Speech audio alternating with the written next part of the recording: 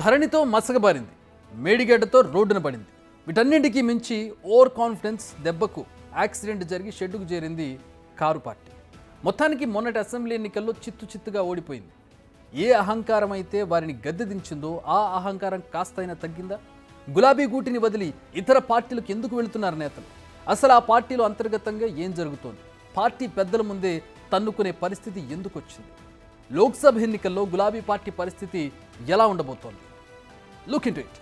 పాలిటిక్స్లోనైనా non పాలిటిక్స్లోనైనా over confidence కోలుకోలేని దెబ్బతీస్తుంది.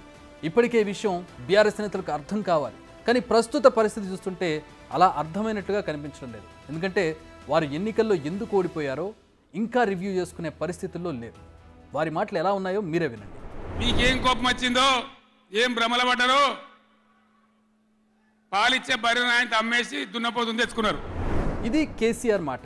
ఇక కేటీఆర్ ఏమంటున్నారో అది కూడా విందాం. అయ్యో ఎంత పని చేస్తుంది, తినే పల్లెంలో మట్టి పోసుకుంటుమి, మంచిగున్న ప్రభుత్వాన్ని ఓడగొట్టుకుంటుమి అనే బాధ ఇలా సామాన్య ప్రజల్లో, రైతుల్లో, మహిళల్లో, వృద్ధుల్లో అందరిలో కూడా ఉన్నది. విన్నారుగా, తప్పంతా ప్రజలదే. రామరాజ్యం లాంటి తమ పాలన వదిలేసి ఈ రాక్షస పాలన తెచ్చుకున్నారన్న రేంజ్లో స్పీచ్లు దంచేస్తున్నారు. ఇది మేకపోతు గాంభీర్యమా లేక తమ తప్పులను కవర్ చేసుకునే ప్రయత్నమా? ఇది గులాబీ దండుకే తెలియాలి. ఇక బీఆర్ఎస్ యాక్చువల్ సిచ్యువేషన్కి వస్తే ఇప్పటికీ అదే సెంటిమెంట్ రాగం తీస్తున్నారు. జనాన్ని ఎమోషనల్గా రెచ్చగొట్టడమే పనిగా పట్టుకున్నారు. కేసీఆర్, కేటీఆర్, హరీష్, కవిత ఇలా గులాబీ నేతలంతా ఇంకా పసలేని ప్రసంగాలే చేస్తున్నారు.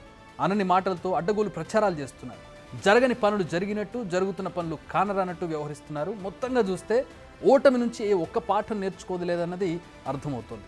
ప్రస్తుతం ఆ పార్టీకి లోక్సభ ఎన్నికల్లో పోటీ చేసేందుకు అభ్యర్థులు కూడా దొరకడం లేదు. ఉన్న నేతలైతే కాంగ్రెస్ లేదంటే బీజేపీ, ఇలా ఏ కండువా దొరికితే ఆ కండువా కప్పుకుని బీఆర్ఎస్ను, ఆ పార్టీ అధినేతను ఖండాలుగా విమర్శిస్తూ ఉన్నారు. రోజుకు ఒకళ్ళు ఇద్దరు పార్టీలు మారుతూ ఉన్నారు. అటు కాంగ్రెస్కి కావచ్చు, ఇటు బీజేపీకి కావచ్చు. లేటెస్ట్గా గులాబీ చోటాబాస్ అయిన కేటీఆర్ ముందే కామారెడ్డి నేతలు తన్నుకున్నారు. ఇప్పుడే కాదు, గతంలో తెలంగాణ భవన్లో నిర్వహించిన పార్లమెంట్ రివ్యూ సమావేశాల్లో కూడా ఇదే సీన్ కనిపించింది. కానీ ఇవేవి ఆ పార్టీ పెద్దలకు కనిపించడం లేదు. జాందే అన్నట్టుగా వ్యవహరిస్తూ సొంత పార్టీని చక్కదిద్దే పనులను పక్కన పెట్టేస్తున్నారు.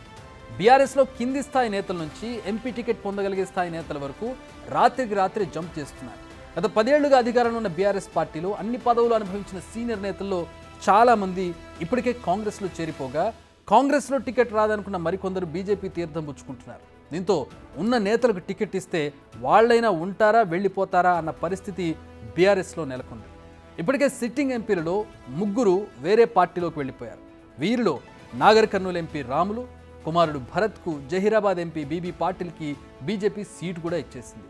పెద్దపల్లి ఎంపీ వెంకటేష్ నేత కాంగ్రెస్ తీర్థం పుచ్చుకున్నారు. చేవెళ్ల ఎంపీ రంజిత్ రెడ్డి పోటీ చేయలేనని చెప్పారనే ప్రచారం జరుగుతోంది.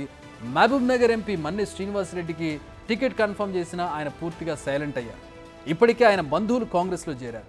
ఎమ్మెల్సీ ఎన్నికల్లో పోటీ చేసేందుకు సిద్ధమయ్యారు. ఇలా సిట్టింగ్ ఎంపీలే కాదు, ఎంపీ స్థానానికి పోటీ చేసే స్థాయి ఉన్న నేతలు కూడా పార్టీ వీడిపోతున్నారు. అంతెందుకు, ఎంఐఎం అధినేత అసదుద్దీన్ కూడా ఇప్పుడు కేసీఆర్ పేరే ఎత్తడం లేదు. ప్రస్తుత పరిస్థితుల్లో హైదరాబాద్ స్థానంలో మాత్రమే అసదుద్దీన్ నిలబడి మిగిలిన చోట్ల కాంగ్రెస్ పార్టీకి మద్దతుగా ఉండే అవకాశం ఉంది. ఇదే కాదు, నిజామాబాద్ సీట్లో గతంలో పోటీ చేసిన కుమార్తె కవిత సైతం పోటీకి సిద్ధపడడం లేదు. మరెవరూ ఆ సీటు అడగడం లేదు.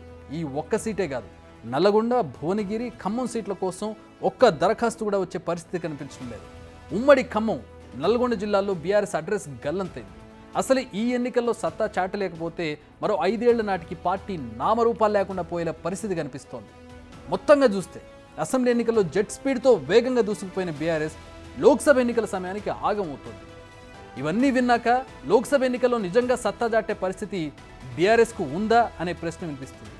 వాస్తవ పరిస్థితులు ఇలా ఉంటే కేటీఆర్, హరీష్ రావు మాత్రం అధికార కాంగ్రెస్పై విమర్శలు మొదలుపెట్టారు. ప్రజలదే తప్పంటున్నారు. మన ప్రజాస్వామ్య దేశంలో ప్రజలు ఎప్పుడూ తెలివైన వారే, అది గుర్తుపెట్టుకోవాలి. వారికి ఎవరికి గద్దెనెక్కించాలో తెలుసు, ఎవరిని గద్దె దించాలో తెలుసు. వారిని తక్కువ అంచనా వేస్తే ఫలితం ఎలా ఉంటుందో బీఆర్ఎస్కు అసెంబ్లీ ఎన్నికల్లో తెలిసింది. ఈ వాస్తవాన్ని ఇంకా వారే తెలుసుకోలేకపోతే మరోసారి లోక్సభ ఎన్నికల్లో చతికిలబడ్డం ఖాయం.